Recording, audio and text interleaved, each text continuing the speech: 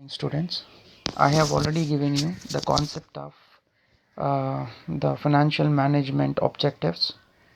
Now we'll be discussing about the major decisions of financial management. So हम लोग पहले discuss किए थे कि क्या ऑब्जेक्टिव है फाइनेंशियल मैनेजमेंट का. अभी हम बात करेंगे कि फाइनेंशियल मैनेजमेंट का डिसीजंस क्या है, मतलब क्या डिसीजन लेने के लिए हम फाइनेंशियल मैनेजमेंट यूज़ करते हैं. तो basically the financial management decisions are categorised under 3 heads. मतलब आप फाइनेंशियल मैनेजमेंट में 3 तरह के डिसीजंस ले सकते हैं. एक है इन्वेस्टमेंट डिसीजन, दूसरा है फाइनेंसिंग डिसीजन, तीसरा है dividend decisions.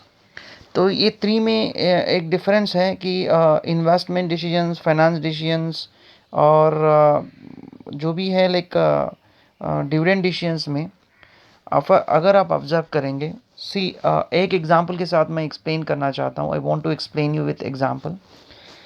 Suppose if a company has 1 lakh with its as a surplus funds, उनके पास सारा पेमेंट होने के बाद 1 लाख बच जा रहा है. They have 1 lakh left with them. Every year they can save 1 lakh. अगर 1 लाख उनके पास बच जा रहा है as a surplus, then this would be an ideal cash in the business. ऐसे ही बिजनेस में आइडियल कैश रहेगा. But to attain the objective of wealth maximisation, profit maximisation, यानी मैक्सिमाइज करना, प्रॉफिट को मैक्सिमाइज करना, wealth of the share holder को maximise करना, मतलब है कि this 1 lakh also we should not keep as an idle. It has to be reinvested somewhere. कहीं ना कहीं हमें इन्वेस्टमेंट करना होगा. लेकिन सोचो कि ये अमाउंट अगर जहाँ इन्वेस्ट करेंगे वहाँ पे शेयर होल्डर्स के लिए प्रॉफिट होना चाहिए. सो कहाँ इन्वेस्ट करेंगे, where to invest, how we are going to use this. So this decision is called investment decision. मतलब company has to think that if it has a surplus funds, where to invest. And this decision is very important for the business, because if they invest in a profitable one, then the wealth of the shareholders will increase. If it is invested in the loss projects, the wealth of the shareholders will decrease. So it has an impact on the wealth of the shareholders. Hence, we have to take the right decision about the investment. So market में कहाँ investment करें, कैसे हम इस पे profitable identify करें, this is what financial management's major decision. This is called investing decision. अब दूसरा एग्जाम्पल हम ले रहे हैं यहाँ पे. Same example, a company has a project. Company के लिए एक प्रोजेक्ट आया है. And now the project, to take up this project, if it takes up this project, it gets good profits in the future और wealth भी maximise हो जाएगा. या मान के चलो कि company has two by A machinery को परचेज करना है. इसके लिए 5 लाख का इन्वेस्टमेंट चाहिए. सो 5 लाख इन्वेस्टमेंट चाहिए. या तुम्हें तो आपके पास प्रोजेक्ट है, या company has got a machinery, company has to purchase a machinery worth 5 lakhs. इन दो केसेस में company is in need of funds. उसके लिए पैसे चाहिए. Now the question arises, from where we will take this funds. कहाँ से हम ये पैसे लाएंगे. Do we take a loan, do we issue the shares, do we issue the debentures of the company, और do we cell any property, और do we hire from a personal loan. ये कैसे लेते हैं ये सारे चीज़, that is what we call as financing decisions. मतलब कहाँ से हम फाइनेंस को रेज करते हैं. This is the second decision of the financial management. So financial management will help you in taking the decision what source we can use for raising the funds. Now the third decision we have is dividend decision. तो dividend decision में क्या होता है. Basically as I spoke to you about the company shareholders and all earlier. So shareholders जब share investment करते हैं तो उनके लिए जो रिटर्न मिलता है उसे कहते हैं हम dividend. So in a company basically the profit whatever you get, that means after deducting your total cost from the sales or any other income, जो भी तुम्हारा प्रॉफिट आएगा, we denote this profit as profit before interest and tax. We call this as profit before interest and tax. So whatever you get after payment to everybody, sales minus expenses, whatever you have, if you subtract, you will get profit before interest and tax. That profit is called profit before interest and tax. Sales में से आपके जो expenditure ये सब आपको minus करने के बाद जो बचा हुआ प्रॉफिट है उसे हम कहते हैं profit before interest and tax. इनमें से हम इंटरेस्ट को माइनस कर देंगे तो जो भी बचेगा उसे बोलेंगे पीबीटी. इंटरेस्ट मतलब किन को पेमेंट करते हैं? If you have taken a loan from outsiders और if you have issued debentures in the market then you have to pay interest. अगर मार्केट से हम किसी बैंक से या किसी से लोन लेते हैं या डिबेंचर्स इशू करते हैं तो we have to pay interest. सो जितना भी इंटरेस्ट उन्हें पेमेंट करना है you have to subtract that interest from the PBIT, so you will get the profit before tax.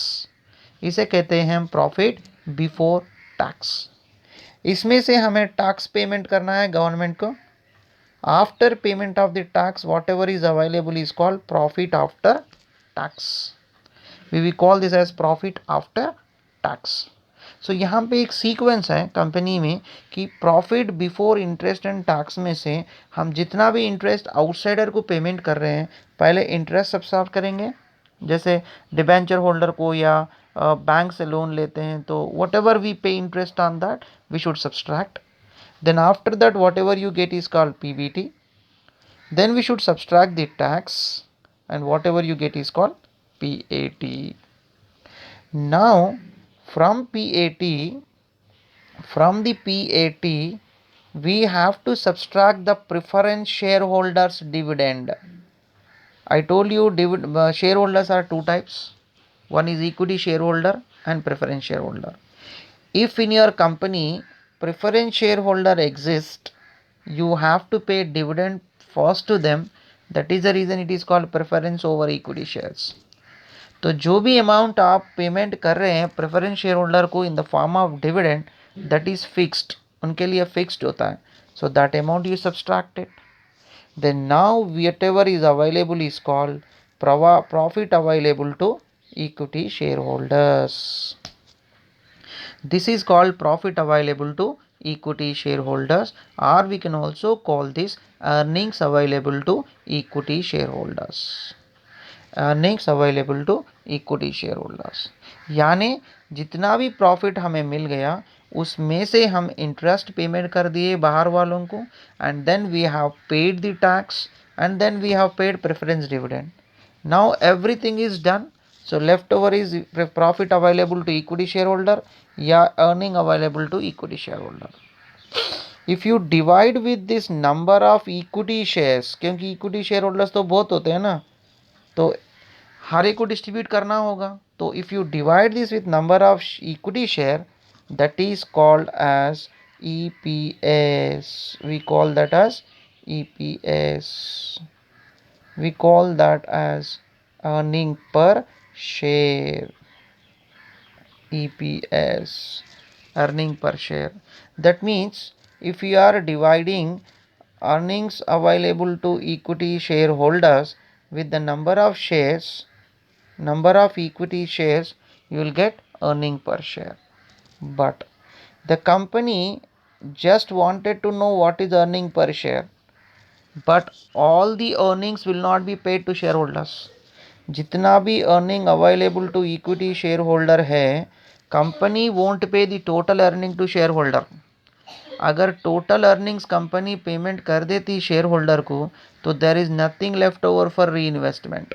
Future में इन्वेस्टमेंट करने के लिए ऑप्शन नहीं रहेगा और हमारा फाइनेंशियल मैनेजमेंट का main objective wealth maximisation possible नहीं होगा. इसलिए company will divide this amount into two parts. One we call as dividend and the other one is retained earnings.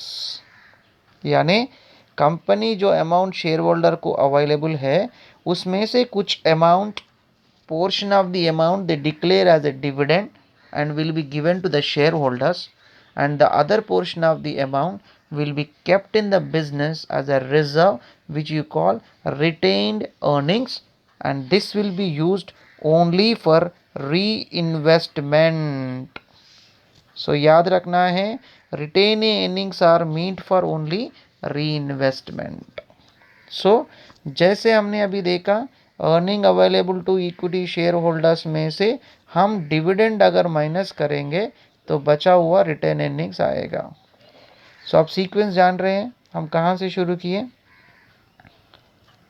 First EBIT आया, फिर उसमें से इंटरेस्ट माइनस किए तो ईबीटी आया, टैक्स माइनस किए तो ईएटी आया, प्रेफरेंस डिविडेंड माइनस किए तो ईएसएच आया, उसमें से हम डिविडेंड माइनस करें तो रिटेन अर्निंग्स आया.